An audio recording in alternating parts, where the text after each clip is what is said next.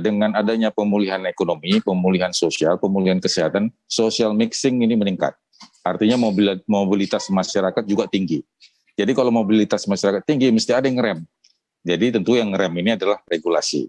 Dan kemudian juga perlu pengawasan, pengendalian agar kepatuhan terhadap 3M ini juga harus jangan turun. Jadi kendati pun sudah ada pelonggaran, kepatuhan ini harus tinggi.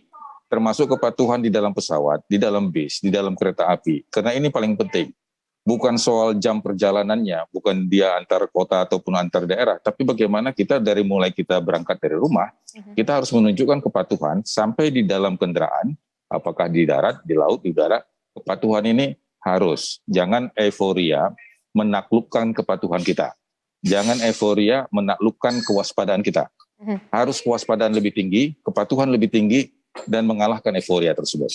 Kami sarankan bahwa bukan karena masalah pengawasan atau hukumannya atau sanksinya ya, tetapi ini kan demi kita sendiri gitu, melindungi diri sendiri, melindungi orang lain. Oleh karena itu butuh kita melakukan perjalanan itu dalam kondisi yang sehat, dan itulah mengapa dilakukan screening dan juga vaksinasi tadi.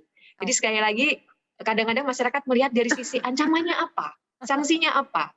Yang lebih penting kan sebenarnya tujuannya apa gitu. Dan tujuannya sekali lagi ini adalah demi para pelaku perjalanan sendiri. Bukan siapa-siapa ya, tapi pelaku perjalanan dan juga tentunya orang lain yang nanti akan berinteraksi.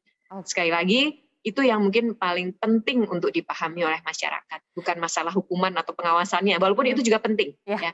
Tetapi bahwa kesadaran mengenai tujuannya itu yang paling utama menurut saya. Kami menyikapinya lebih adaptif. Dalam artian penyesuaian terhadap bisnis juga dilakukan secara jelas, detail, dan terperinci, Mbak. Karena fokus utamanya untuk meyakinkan bahwa terbang itu aman, sehat, dan menyenangkan. Berbagai upaya terus kami lakukan dalam rangka untuk mempermudah dan membantu calon penumpang tersebut, sehingga dari sektor transportasi udara juga tetap berjalan dan berkembang gitu, Mbak. Dalam rangka untuk mengakomodir tersebut, Lion Air Group bekerja sama dengan berbagai macam fasilitas kesehatan untuk satu, lebih mempermudah calon penumpang bepergian dengan memberikan tarif terjangkau.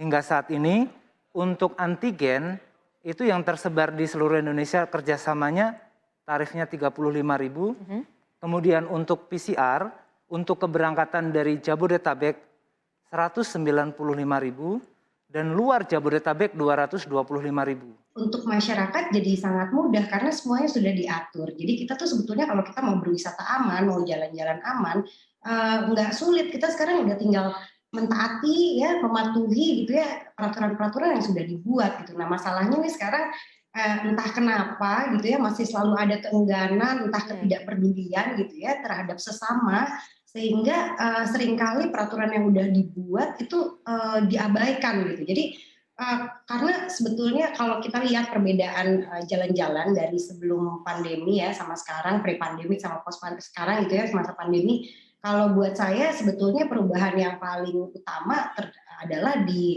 prioritas. Jadi prioritas kita saat ini apa gitu. Kita sama-sama tahu kita masih ada di dalam masa pandemi, sehingga prioritas kita adalah menjadi sehat dulu nih sama-sama ya kan.